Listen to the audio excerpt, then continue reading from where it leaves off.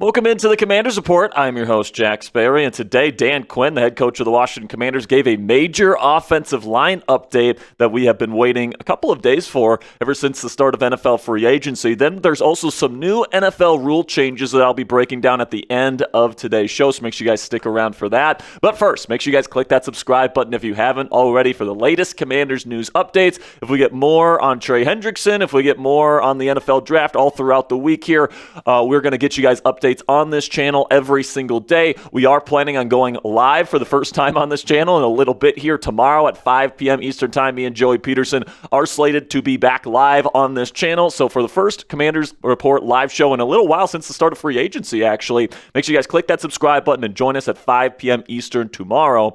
For extensive Commanders coverage. So the first thing here that we want to talk about on today's show is head coach Dan Quinn confirmed today that second-year offensive tackle Brandon Coleman will be moving to right tackle next season. All right, and this was a big question mark after the Laremy Tunsil trade because Brandon Coleman theoretically could play guard or he could move to the other side at right tackle. Today, Dan Quinn did confirm that Brandon Coleman will be moving over to right tackle at least to start the 2025 offseason program for the Washington Commanders. Things are subject to change, and it seems like it will be a true competition at the right tackle spot between Brandon Coleman and Andrew Wiley, the team's starting right tackle for the last 2 seasons. A Commanders reporter here, Nikki Jahavala, said this for clarification, was told Brandon Coleman and Andrew Wiley will both start this offseason program at right tackle and compete there. Whether one moves inside to guard depends largely on Sam Cosmi's timetable of recovery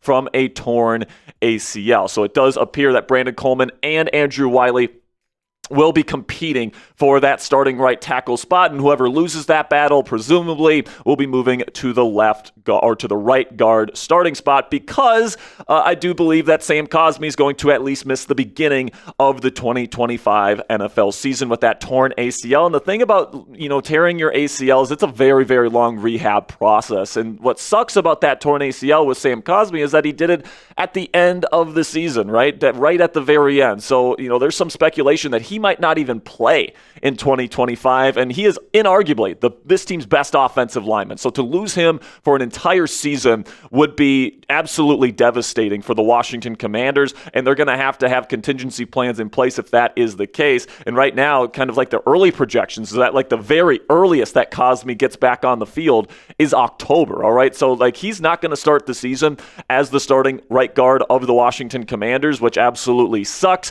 but it definitely seems like Brandon Coleman is going to be making a move over to the right side of the offensive line, whether that be as the starting right tackle or as the starting right guard. Now, my guess here, guys, is that Brandon Coleman will win the right tackle job. I mean, they spent a relatively high draft pick on him last year. He got experience at left tackle, was disappointing in terms of his ability to marry his feet with his hand placement, which is why I suggested they move him to guard, and they still might, depending on how Coleman adjusts to the right tackle position.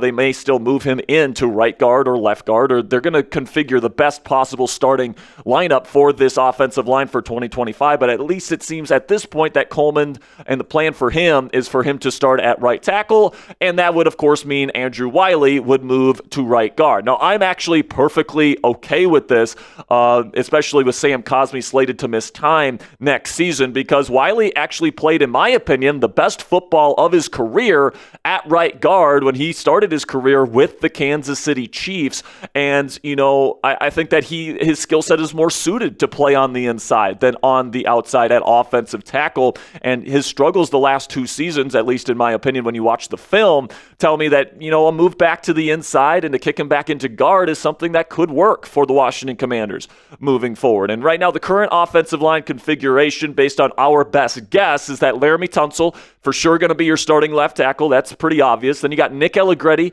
who started for this team last year at left guard, or Nate Herbig, the interior lineman they signed in free agency, will be the starting left guard.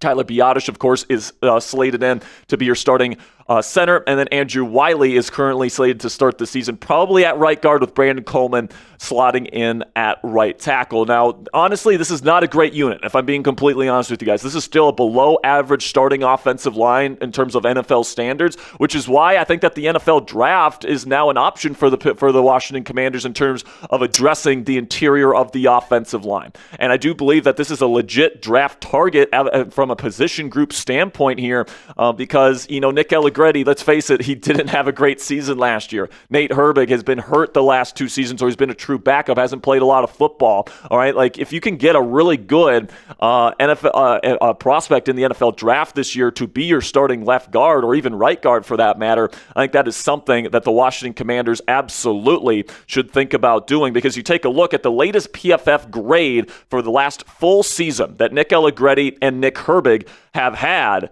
Nick Allegretti in 2024 and then Nate Herbig all the way back in 2022. Their PFF grades are down in the 50s, which is around like just barely cracking the top 50 at the position. All right, so this is definitely a position that the Washington Commanders can absolutely upgrade. Now, maybe their plan is to go with Nate Herbig, because before, he's had these injuries and he was a backup with the Pittsburgh Steelers in 2023. He was actually pretty decent. He was drafted by the Philadelphia Eagles in 2019, and he didn't play much his first season, but then he did play quite a bit in 2020 and in 2021, where he actually graded out pretty nicely with a 71.2 PFF grade and then a 68.1 PFF grade in 2021. So those were definitely his best seasons. But then he goes to the New York Jets in 2022, doesn't have the greatest season as a starter for that team.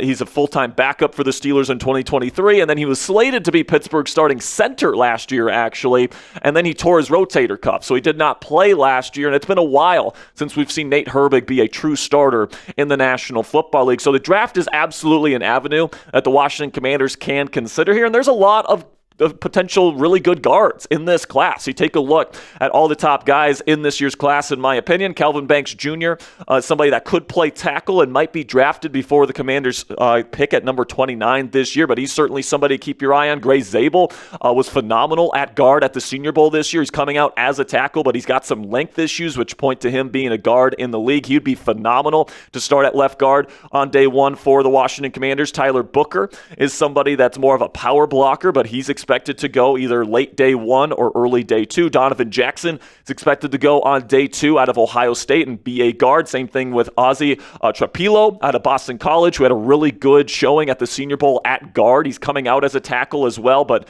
my guess is he's going to have to kick in to play guard. Same thing with Jonas Savanaia out of Arizona, who is really rising up draft boards. I think he's going to be a round 2 pick. Wyatt Milam out of West Virginia played really well at guard at the Senior Bowl. Tate Rutledge is one of the true guards in this class, who's he's got a mullet. He's kind of got that hog kind of look to him. And then Anthony Belton and Jackson Slater are 2 kind of later round options for the Washington Commanders to consider at the position as well. And then there's also free agency, where they could address this need in free agency still if they want to. Brandon Sheriff, former right guard for this football team here in Washington. Shaq Mason is a longtime starter in this league. Will Hernandez played under Cliff Kingsbury there in Arizona. John Feliciano, of course, played under Adam Peters in San Francisco. That connection could certainly be there. And then Dalton Reisner has been a longtime starter in this league as well. So there are still starter, capable players on this at this position in free agency, if that's the route that the Washington Commanders want to go.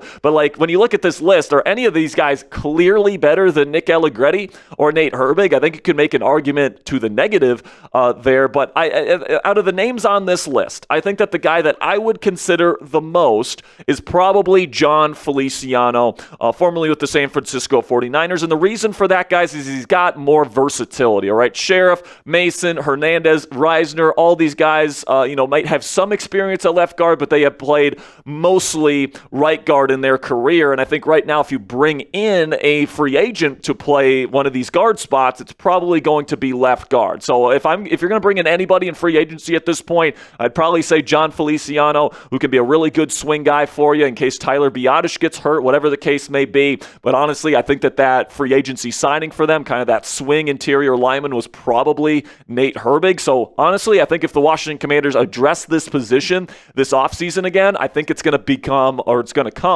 in the 2025 NFL draft. And I think they're done adding at this position when it comes to NFL free agency. So what say you guys? Let me know down there in the comment section. Do you trust Nick Allegretti and Nate Herbig, or Nate Herbig for that matter, to be this team's starting left guard for 2025? Give me a yes or a no down there in the comment section on your level of trust on these two potential starting left guards for the Washington Commanders. This will be the pinned comment on today's show. And so in just a second here, I'm going to tell you about our sponsor today at Fanatics. And while I'm talking about Fanatics today, give me a yes or a no down there in the comment section.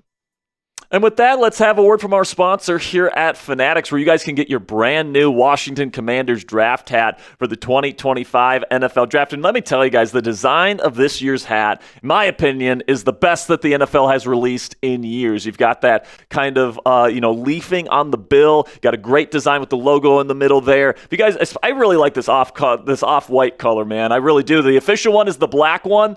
That's right here that you can see right here. That's the official one that the draft picks this year are going to be wearing, but I really like the off-white color. I got one of those on the way to the office here at Chat Sports already. If you guys want to help out the channel today and get your officially licensed Washington Commanders draft hat today, go to chatsports.com/2025draft. That link is in the comments and description of today's show. And when you click that link and you make a purchase, we get a part of the proceeds from our friends at Fanatics. So if you guys want to help out the channel today, go to chatsports.com/2025draft to get this hat in your collection today. So to finish up today's show, let's talk about some of the new NFL rulings at the NFL owners' meetings going on in Palm Beach, Florida this week. First, the tush push, of course, the infamous play made famous by the now reigning Super Bowl champion Philadelphia Eagles, appears to be staying in 2025. The Green Bay Packers introduced the vote to potentially ban this play from the NFL, arsenal. And 16 teams have joined their cause, which is half the teams in the National Football League, but you need 24 votes to ban the play from the game. So they're still 8 votes away. They have tabled the conversation until the owners meet again in May. But the idea that they're going to get 8 more teams to vote to ban this play, I think, is highly unlikely at this point. So whether you love or whether you hate the tush push, it seems like it is staying around here in 2025. So the Commanders need to find a way to stop that thing twice a year. And then also another rule that is now changing is that the ball will now be placed at the 35-yard line for touchbacks. And they're also introducing a new what's called a K ball, which is a kickoff ball. So they're using it for field goals. They're using it for kickoffs, all these different things. So it should reduce the amount of touchbacks, and it should increase the amount of times that teams take the ball out and do a true kickoff return. So that should be something that should really increase the amount of usage of taking the ball out of the end zone in the National Football League. Then also the overtime rules that have been in place for the playoffs for some time now are also going to apply to the regular season. So essentially what it is, guys, is both teams will have the opportunity to possess the football, and then also overtime is now going to be 10 minutes, not 15 minutes. So I really do think that this is going to kind of change the strategy in terms of how teams approach overtime. I think teams are now going to defer to allow the other team to have the ball first so that they know exactly what they need to do in their possession in order to win, to tie, or to lose the football game. And I think that there is an inherent advantage in going second now in overtime, especially now with just 10 minutes in the NFL overtime and not 15 to help with certain injury concerns with playing essentially another quarter of football at the end of regular season football games. Then also replay assist has been expanded here to include certain penalties such as face masks, such as defenseless players, horse collar tackles, tripping and roughing the kicker. But there is a catch here, like the Sam Darnold face mask on Thursday Night Football against the Rams last year. For that being an example, you can't make a new penalty that hasn't been thrown. So this is only if the referee throws the flag and there wasn't really a face mask, or there really wasn't a hit on a defenseless player, for example. All right, so this only applies to penalties that are actually called on the field. So I think what you're going to see from NFL officiating from now on is that you're going to see a lot of penalties thrown, and there's going to be replay assists that kind of take away those penalties. Like if they think that there's any chance there's a horse collar or any chance there's a face mask, especially late in the football game, they're going to throw that flag. And then if it really wasn't a face mask or a horse collar or tripping or whatever, then the replay assists in New York will tell them that, and they will rescind the penalty. So I think that you're going to see a lot more flags and cotton on the carpet in the National Football League moving forward because of this rule, because the NFL referees probably want if there's any chance that it was a face mask, for it to actually be called on the field. So let me know what you guys think down there in the comment section. When it comes to the tush push,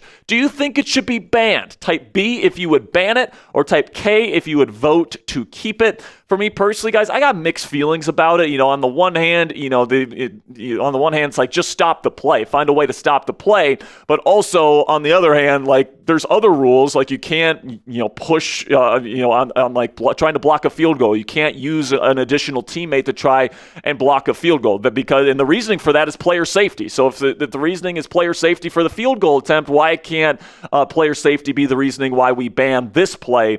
It just doesn't really make a whole lot of sense why one would be illegal and the other one would be legal. I see arguments for both sides of the argument here, but personally, I think because of the player safety aspect of it, I would lean towards banning it. But let me know what you guys think down there in the comments section. And that will conclude today's edition of the Commanders Report. Make sure you click that subscribe button if you haven't already for more extensive Commanders coverage right here on this channel, 100% free every single day.